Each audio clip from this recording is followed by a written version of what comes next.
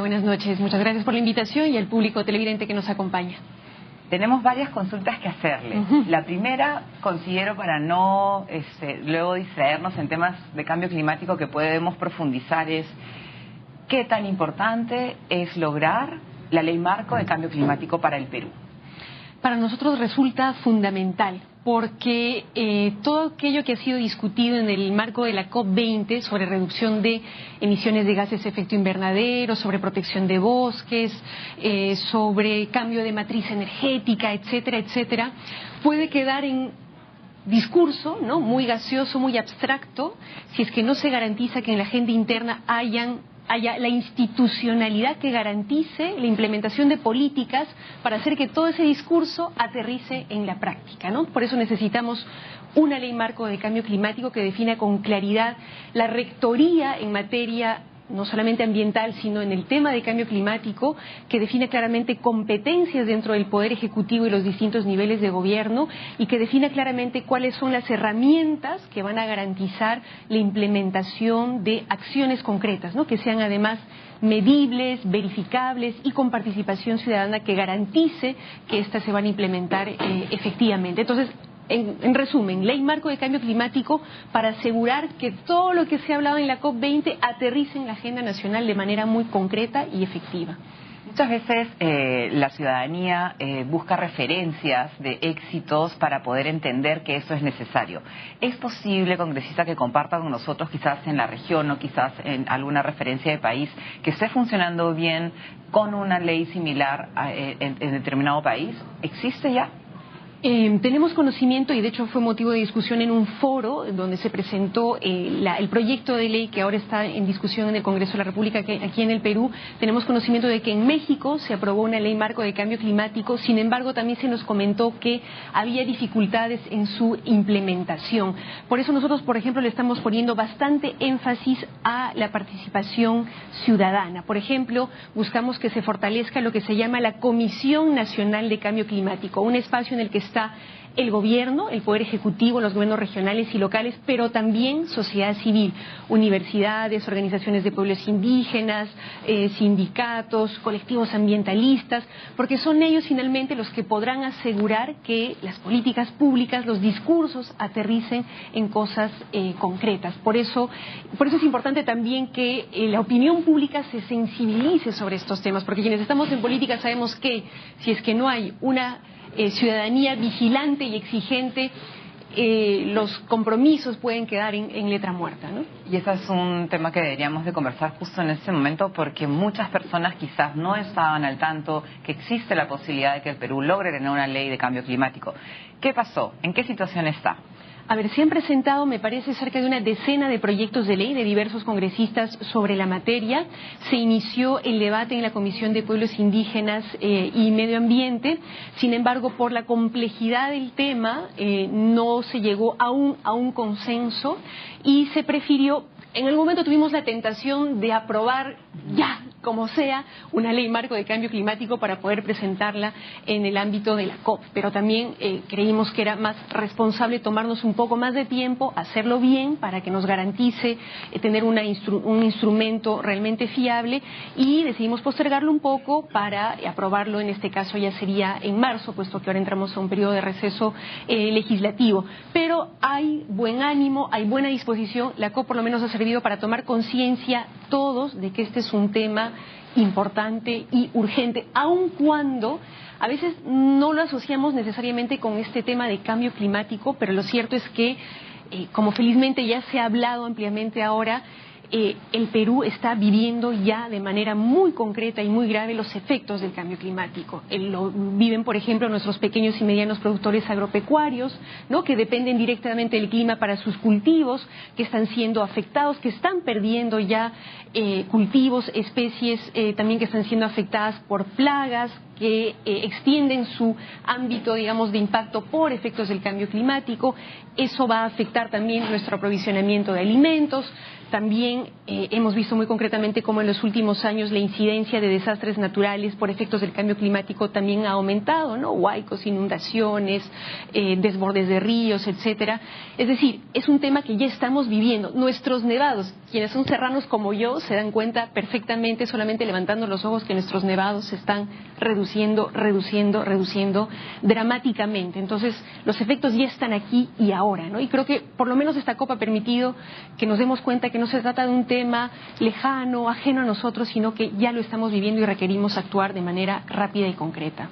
De esas herramientas, de esos instrumentos que se logren en el contexto de tener una ley, pregunto, ¿cómo se manejarían temas vinculados a dos ejes centrales que siento y se percibe constantemente, que es la mitigación y la adaptación? ¿Qué se encontrará? Nosotros en el proyecto de ley estamos planteando, es una ley marco, ¿no? Entonces, digamos, no plantea acciones concretas, sino define una institucionalidad y lineamientos generales para que dentro del marco de esta ley puedan entrar todas las entidades del Poder Ejecutivo y niveles de gobierno, ¿no? Entonces, no plantea acciones concretas, sí una institucionalidad y lineamientos generales.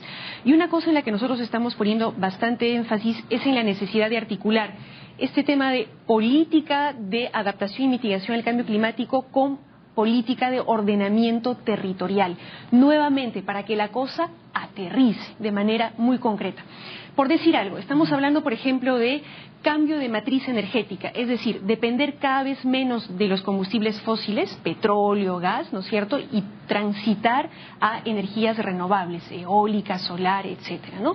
Entonces, tenemos sobre eso incluso anuncios que han sido hechos recientemente por el Ministerio de Energía y Minas, que suenan muy bien, pero cuando vamos a ver lo que está pasando en el territorio, nos damos cuenta que, al contrario, el 80% de nuestra Amazonía está lotizada, ¿no? Es decir, que hay una pretensión desde el Estado de explorar y eventualmente explotar petróleo y gas en el 80% de la Amazonía. Entonces, ¿cómo contrastas eso, no? Por un lado dices que vas a dejar de lado los combustibles fósiles y por otro lado pretendes por lo menos explorar, si no explotar, el 80% de la Amazonía. Entonces, tiene que haber coherencia entre esas dos cosas. Un segundo y último ejemplo, ¿no? Se ha hablado mucho de la necesidad de proteger nuestros bosques, puesto que en el Perú una de las principales causas de emisiones de gases de efecto invernadero es la deforestación, ¿no? De ahí la necesidad de proteger nuestros bosques. Sobre esto se ha hablado mucho, se han hecho anuncios, se han firmado pactos, lo cual saludamos. Sin embargo, cuando vas a ver lo que pasa en el territorio, ¿qué es lo que hay?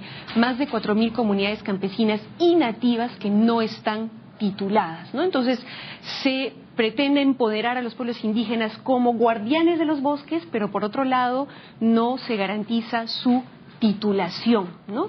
Y junto con no garantizar su titulación se otorgan derechos como concesiones forestales, lotes petroleros u otros en territorios de pueblos indígenas. Entonces, nuevamente, no hay, digamos, armonía entre las políticas que se anuncian y lo que pasa en el territorio. Por eso nosotros planteamos como uno de los ejes centrales en esta ley es el tema de cambio climático tiene que estar claramente articulado e indicado con el tema de ordenamiento territorial.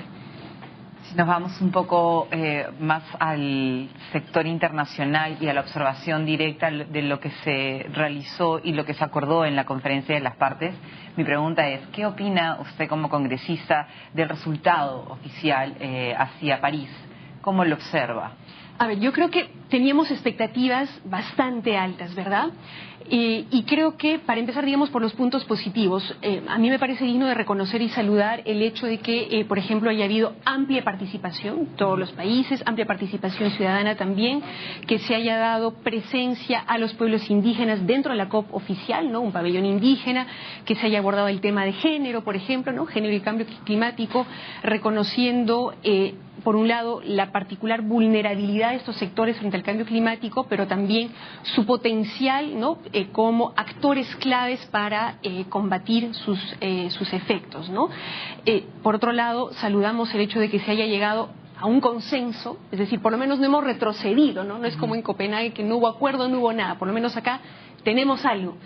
Sin embargo, parece que de alguna manera en aras del consenso hemos sacrificado, digamos, la ambición, el nivel de ambición, de exigibilidad del acuerdo al que se ha arribado. Sí saludamos que, por ejemplo, se hayan incorporado algunos temas claves, por lo menos han quedado agendados, ¿no?, para la siguiente COP, que es el tema de la adaptación, el tema, es decir, no solamente reducimos emisiones, sino cómo vamos a hacer para enfrentar los impactos que ya está teniendo el cambio climático. Se ha logrado introducir el tema de pérdidas y daños, es decir, esta idea de que, si bien es cierto, todos somos responsables frente a este tema, hay responsabilidades diferenciadas. Hay quienes han contribuido más al calentamiento global y que tienen que asumir mayor responsabilidad. Entonces, en términos generales, estos son los aspectos positivos. Sin embargo, esperábamos ya algunos avances más concretos sobre compromisos de reducciones de emisiones de gases de efecto invernadero. Todo eso ha quedado para la siguiente COP, ¿no? Y mucho ha quedado trasladado a los compromisos que van a asumir todos y cada uno de los países, ¿no? Entonces, digamos, no queda tan claro cómo cada país voluntariamente va a asumir compromisos, me parece muy bien, pero ¿cómo garantizamos que esos compromisos individuales, por decirlo de alguna manera, en conjunto garanticen el nivel de reducciones de emisiones de gases de efecto invernadero que necesitamos? En conjunto garanticen el financiamiento para la adaptación. Eso no ha quedado claro, ¿no? Hemos dicho algo así como que, bueno, cada país se va a comprometer, pero no hemos definido en qué marco se dan esos compromisos, ¿no? Cuáles son los niveles de exigibilidad para cada uno de estos países, ¿no? Ha quedado un poco sometido a la voluntad de cada cual, y eso no necesariamente garantiza que, sumadas esas voluntades dispersas, lleguemos al nivel de compromiso que se requiere para, digamos, la gravedad del problema que estamos enfrentando, ¿no?